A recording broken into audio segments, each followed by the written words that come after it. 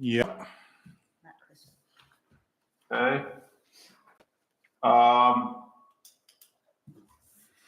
Just give me 1 second here. We'll get this thing started.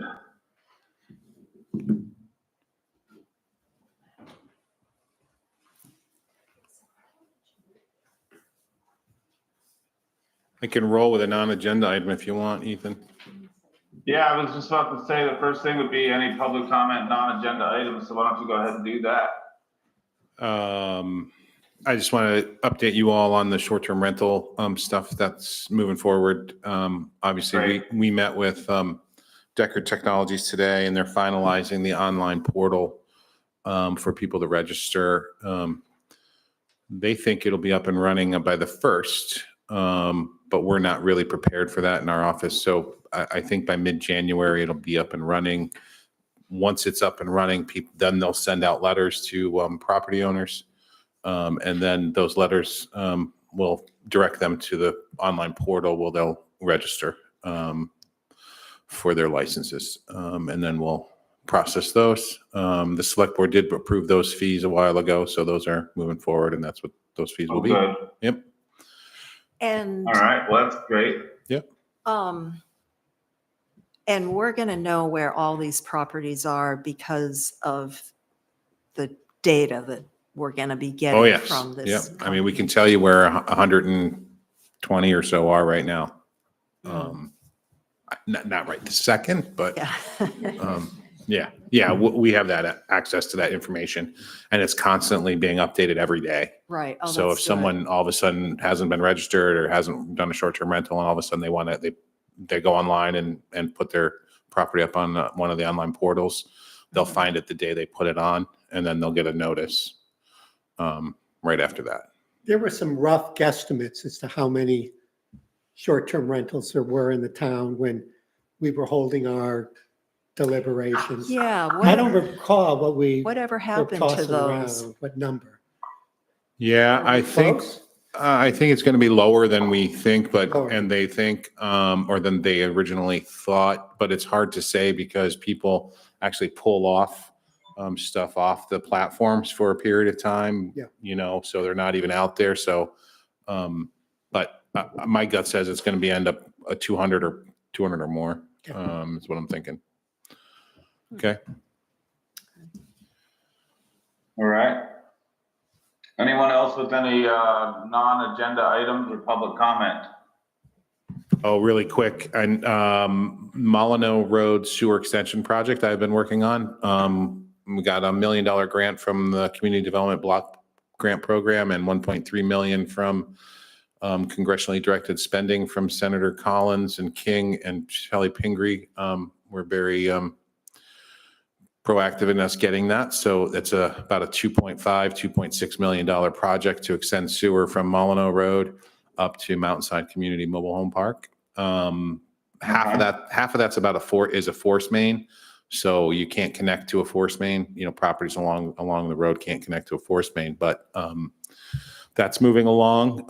The project's going out to, and I just bring this up to you because it's in our growth area, and it's a village extension, which based on the new density allowances that we did, we may get see more housing opportunities on that stretch of Molyneux Road. Just throwing that out there. That project's going to go out to bid mid-February, and then under construction in this spring and finalized by the fall. They'll be connected to sewer at Mountainside. And I don't know if people know about Mountainside, but it was a mobile home park that had a private owner. It went on the market. I don't know if you're following what happens to mobile home parks all over the state, but they are being bought up by large for-profit entities from around the country that just do mobile home parks, drive up the prices significantly. Mountainside One was one of the first cooperatives that was created in the state, where the community folks that lived there in the park actually bought the park. There's one in Bangor right now that's on the market for $8 million. The state, I saw today, just threw $1 million at it. The city of Bangor threw $500,000 at it. And there's a lot change in the law last year on mobile home parks that they actually have to allow the mobile home park people that live in the park to actually counter offer after an offer has been made on the property. That's a new state law. So that's moving forward.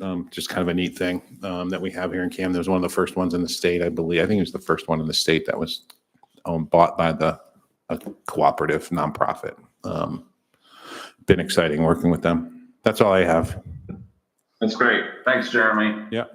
Okay, then I guess we'll move to the main item on the agenda tonight. We have a public hearing for proposed ordinance amendment. The applicant is FHRE LLC, requesting to amend Chapter 290, Article 8, District Regulations, 298.5 Coastal Residential District B5C of the Town of Camden zoning ordinance to allow private residential treatment facilities a minimum of 18 beds in either single occupancy or double occupancy bedrooms. Just as a matter of order, does anyone have any conflict with the applicant or application on the board? Seeing none. Okay. This will be a public hearing, so there will be an introduction by the planning director, Mr. Martin, and then we'll hear from the applicant. There will be an opportunity for the board to ask questions. Then we'll go into a public comment period. If you want to give public comment, I believe I see the lectern is up there, so please come up to the lectern and state your name and residential address, and make sure the microphone is on, please. And then we'll hear public comment. We'll close the public comment period. The board will then discuss, possibly ask further questions of the applicant, and then we will open for a second public comment period, which will only be allowed for new commentary, not anything repetitive of what we've already heard. Okay? So that's how we will proceed. So right now, I assume the board has read the staff memo, but I'll turn it over to Mr. Martin for his introduction. All right. Thank you, Ethan. As you know, we had a workshop on I think it was November 21st on this, on Zoom, explained what this was about. FHRE LLC and Borden Cottage LLC there. They run a private residential treatment facility. Currently, I guess I could read the definition. The definition is not changing for a private residential treatment facility, but that's what's there. And this was brought to the community, I don't remember now, 8-9 years ago, shortly before I came here, and drew a lot of attention at the time, which is appropriate, I guess. But I will say, we've had zero issues with this facility. We've never have had any complaints about it. Just throwing that out there. Private residential treatment facility is a facility that provides a comprehensive voluntary recovery program for alcohol or other substance abuse disorders, along with concurrent treatment for association mental health issues appropriate for the level of care provided. The facility must only be utilized for private residential rehab that requires overnight care. A private residential treatment facility does not provide outpatient care. Any operator must be licensed by the state of Maine to operate a private residential treatment facility. That's the definition in our zoning code, and that was the one that was created back, again, 8, 9, 10 years ago. At the same time, they allowed the use, right? You have to have the use be allowed in a zoning district.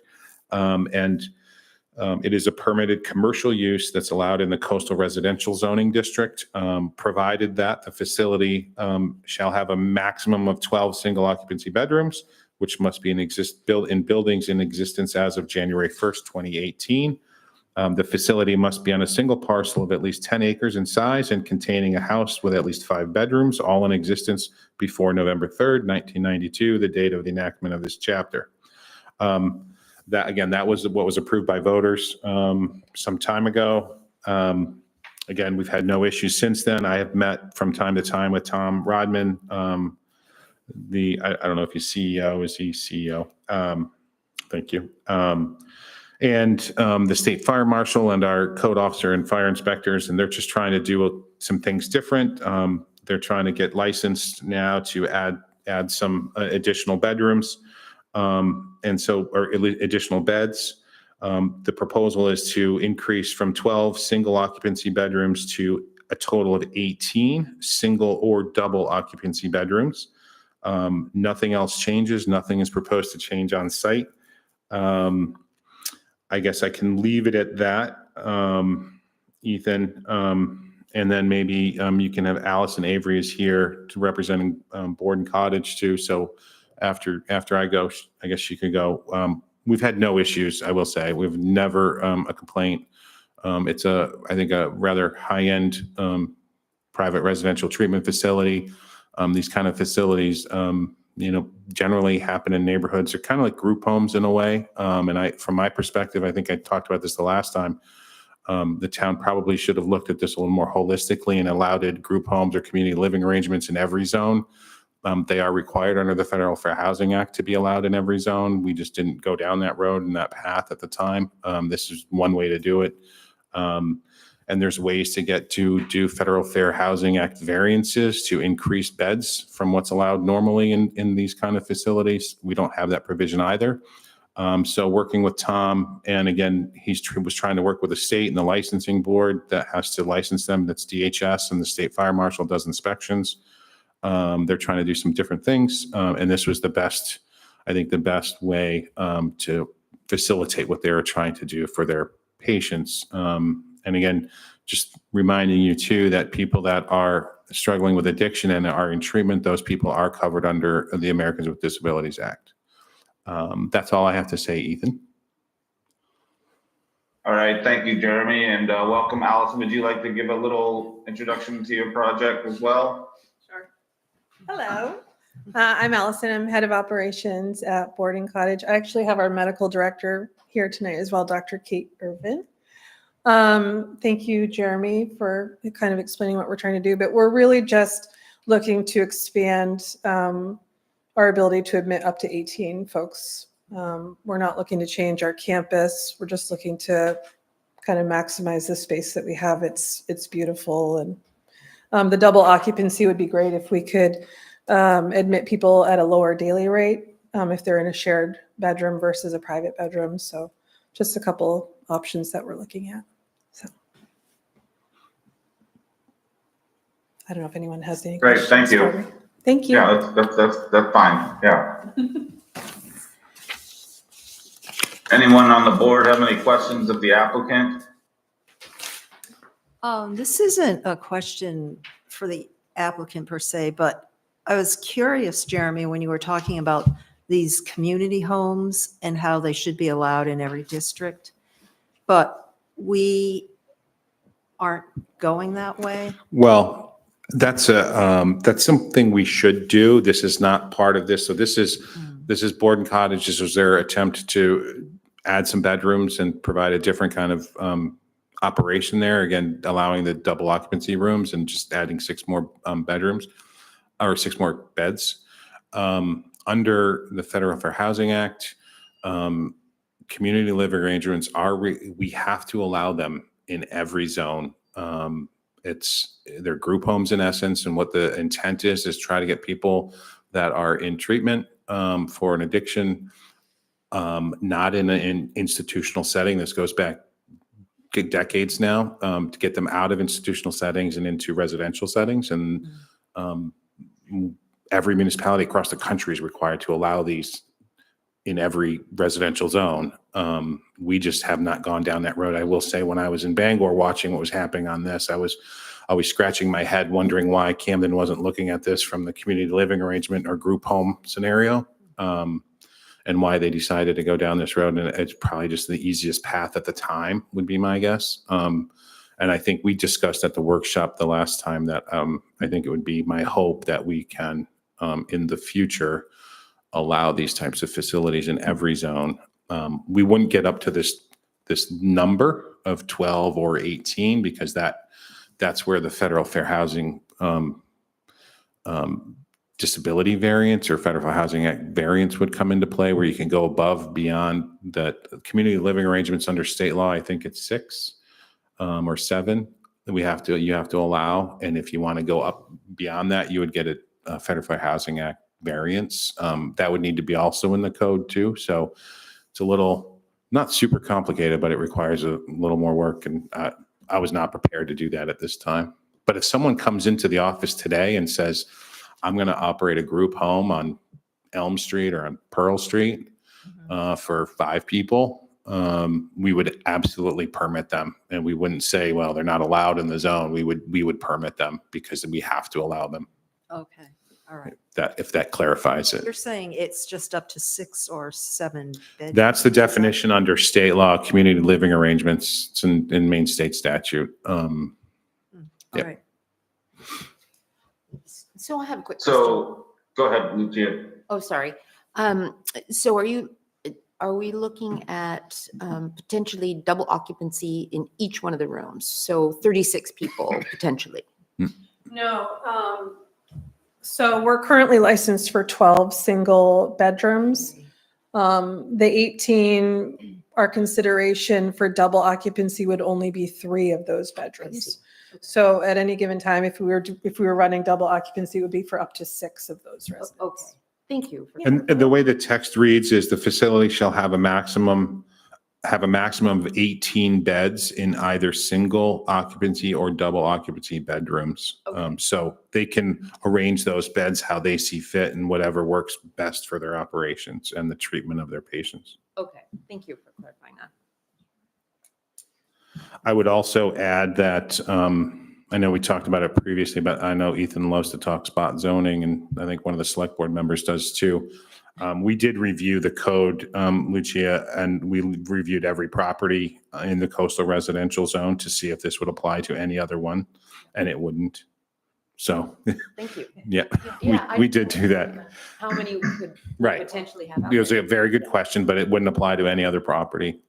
If it did, not saying, I mean, right, if it did, it wouldn't be a bad thing. You'd still go through the process of, it would have to go through site plan because it would be converting from a residential to a non-residential because it's commercial. So it would come before the planning board and public notice and all that would happen. So it wouldn't just appear out of nowhere. But there are no properties that fit this prescription. And there were also no conditions that were in, back when it got approved 8-9 years ago, there were no special conditions on this approval. Like they had to do X or you could only do it if you did something. There were no conditions. It was just these provisions of 12 beds, single occupancy, and whatever this wonky is, 10 acres in size, containing a house with at least 5 bedrooms in existence before 1992.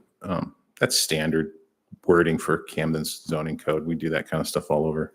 I'd like to get rid of it at some point. Yeah, I hear you on that one. Okay. Anyone else on the board have any questions? I would say too that I did trying to not allow what happened with the housing on the street level on, the Mechanic Street and Washington Street, the condos and the school project. Remember that kind of got sideways when you went through the public hearing process. We had workshops on it, did the public hearing. No one came out in opposition, took to the select board.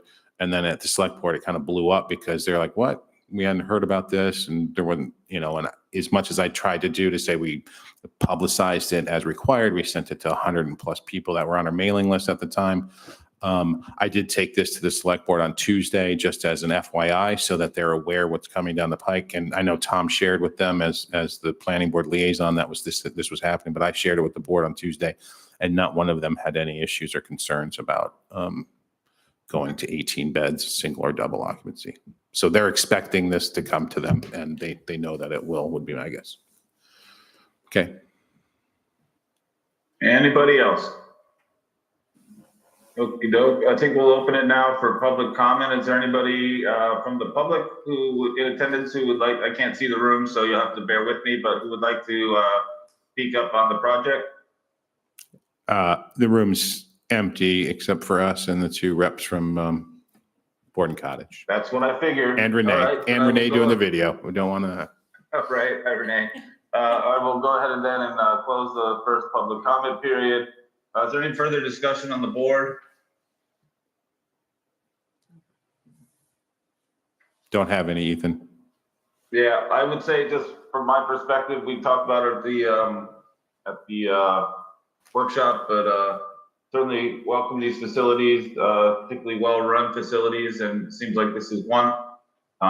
As Jeremy said, no complaints, no issues with the facility, and giving them more options is I think, a good idea, so I would be in favor. Does anybody else have any further discussion on it? All right. Given that there was no original public comment, I will formally ask if there's any additional public comment. Seeing no one, I'll close the second public comment period and we will look for a motion and a vote.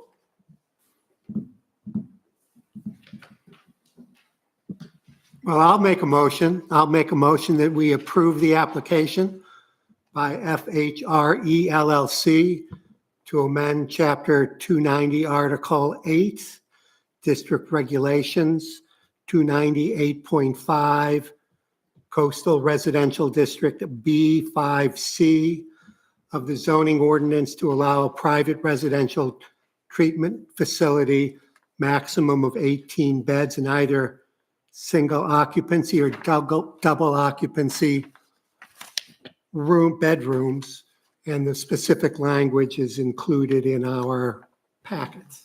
Perfect. And I assume that there's a recommendation that the select board send that to voters in June. Your assumption is correct. Perfect. Thank you. Nicely done, John. Do we have a second? Second. Okay, we have a second. So we have a motion and a second. All in favor, say aye. Raise your hand for me so I can see. That's unanimous, so moved. Thank you, Allison, for coming in. And thank you, Jeremy and Kenley, for your work on it. Yeah, my plan is to try to get to this to select board, maybe the second meeting in January or the first one in February. Just so you guys can be prepared and let Tom know. All right.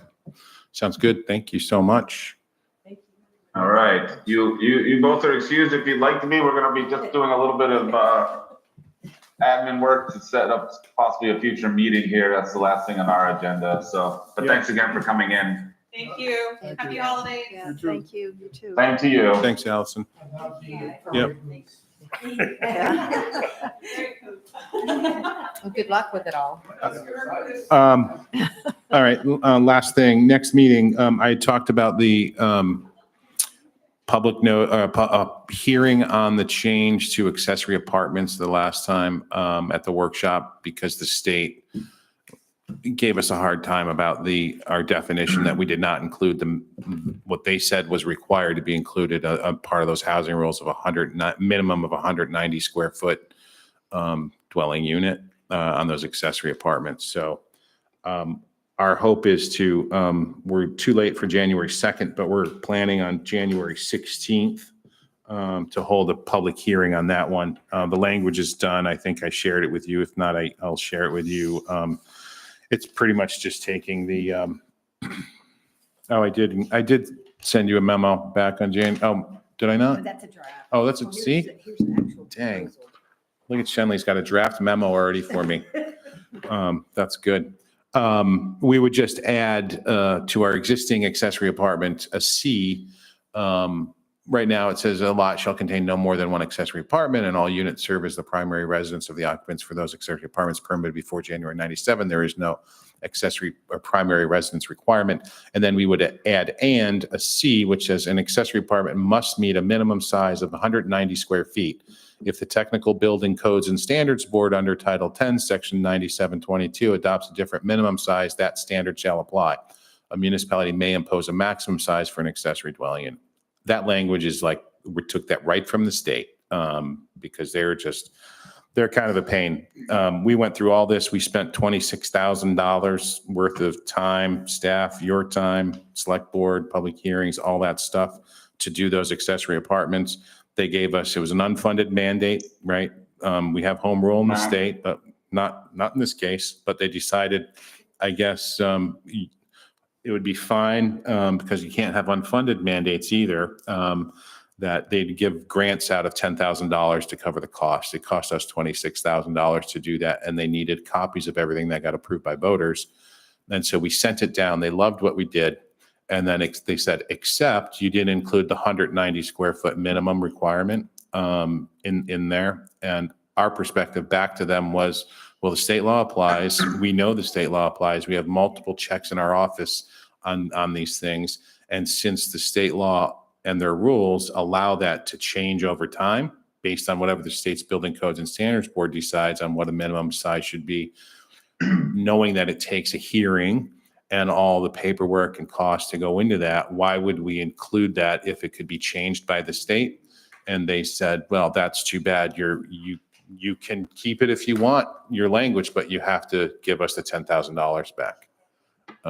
That's the state for you. So we're going to have a hearing on that on January 16th is the plan. Okay. Not a big deal. It should be a no-brainer. Go ahead. Are you going to go through the group home scenarios for all the zones? No, How are you going to handle that going? I'm forward? not prepared to do that for June. That's for sure. Oh, no, I understand. Yeah, I mean, so by like mid-February, I need to have everything ready. That's going to go to voters in June. It's really by like March, but in order to have them through a public hearing process with the planning board, that all happens by February, and I'm just not capable of About doing that. November, would you be looking at that for November, or is that a year out? I probably should, but I think it's probably more than a year out. To be honest, if someone, again, like someone comes in, I'm going to issue the permit and we're going to move forward as if it's just allowed. Nobody's approached you No. to date? No, I mean, no. Property, I mean, as the realtor of the year, Sandy, you know how property in Camden is expensive, and operating a group home, you got to have sprinkler systems, you got to have a whole host of things in place, and I'm not sure it's going to happen in Camden, I mean, it may, but we'll handle it as we go. Okay. I would like, Shenley and I are both keeping a kind of a list of code changes that we need to make. And we're just going to prioritize those as time goes on and start bringing some forward. But That makes sense to me, to go through your list and do things more than just one item at a time. yeah, for sure. What's the hot button for new changes coming up? Should we be aware of it, or there's plenty of time? Plenty of time. Okay. Yeah, I think one thing we need to do is, well, I think it'll come out of, and this should be ready for November, is coming out of the Harbor Resiliency Project that's going on in town. Part of that is those consultants are going to work with Shenley and I and review our code and make some recommendations on things that our zoning ordinance can do to make things more resilient. So I think that should move forward. That's going to be done end of January. That final report's going to be done. So won't be for spring, but for November, I think, especially height restrictions, like allowing, if you're in the flood zone, allowing your building to go up. I think that's probably the best way to do it. If you're in the flood zone and you're doing a substantial improvement on your property, you can exceed the current standard by, say, 5 feet or something that allows someone to get their property up. I mean, if you consider, it's challenging. I was listening to DEP's, the Board of Environmental Protection had hearings today on changes to Natural Resources Protection Act, and what they're using for, it's really challenging because the state DEP's rules are everything is based on flood elevation, or that's kind of where they're at. Meanwhile, the states, after January storms, they created that new, commission or whatever that's looking at building and resiliency in the flood zones and along the coast. They're recommending people build and design things based on what that sea level rise and storm surge is going to be out there into the future, like we're kind of doing in our harbor resiliency plan. Well, that doesn't at all line up with what the flood level elevation is, and DEP is changing these rules and they're staying within the flood level. It's a little wonky to me that they're doing that. So, so I think we should do 5 feet above base flood elevation, or give them the opportunity to go that much higher. So we don't have people like, entities like Lyman Morris that come in and do a $20 million project or something and just do 1 foot above the base flood elevation. There's no planning for the future there. And we need to be able to plan for, people need to be able to plan for future, especially along Bayview, We're where gonna get the brunt of it. where if you look at the models, Bayview is underwater, and will be underwater in 75 years on these big storm events. It already is. So, we need to have that whole stretch of Bayview needs the opportunity to go up higher than they currently are. That's what I'm going to be working on. And impervious surface is another thing. And probably maybe low impact development, like for stormwater perspective, make some requirements for LID stormwater work, rather than the standard detention ponds. And I know it's something that Lucia's brought up before is impact fees. And that is something I want to look at. Audra and I have talked about it quite a bit about impact fees. So likely impact fees, stormwater, so kind of green BMPs, low impact development, stormwater stuff, and raising, allowing buildings to be raised higher than the current height allows if you're in the flood zone. That's my guess for November. Okay. Jeremy, I just had a follow-up on the accessory dwelling units. Uh-huh. We're talking about, so the state requires a minimum size, and you had mentioned, that each jurisdiction can do a maximum size. Have you all thought, is there We have a maximum of 600. oh, okay. That's in our code. And so Yeah, in I'm that sorry. whatever, I think Shenley was being just like listening to the state and being like, okay, you guys are being this way. We're going to be right back at you and we're going to give you exactly what the wording says. But I think we'll probably take out that piece that allowed, whatever it was. The municipality may impose a maximum. That was me being, I was the one that was being nasty to the state and I was going to include that. So I'll take that out because we already have the 600 further Yeah, up in yeah. the definition. Okay. Thanks. All right. Anything else? All righty. All right. Thank you. Oh, John's got two hands up now. I All thought right, we were ready to end the meeting. Yeah, I thought you were about to do a wave. We are ready to end the meeting. So we will now adjourn and thanks all. I'm sorry I didn't get to come in and see you today. I'll try to be in the next one. Yeah, thank you. And sorry, there's no, Jeannie's not here anymore, so we have no more rum cake Christmas time. That's why Ethan probably didn't show up because he knew Jeannie's not here any longer. That's exactly it. I actually am just a little under the weather, so I didn't want to bring any clutter around, so. Well, we appreciate that before Christmas. That wasn't a That's right. hiring requirement.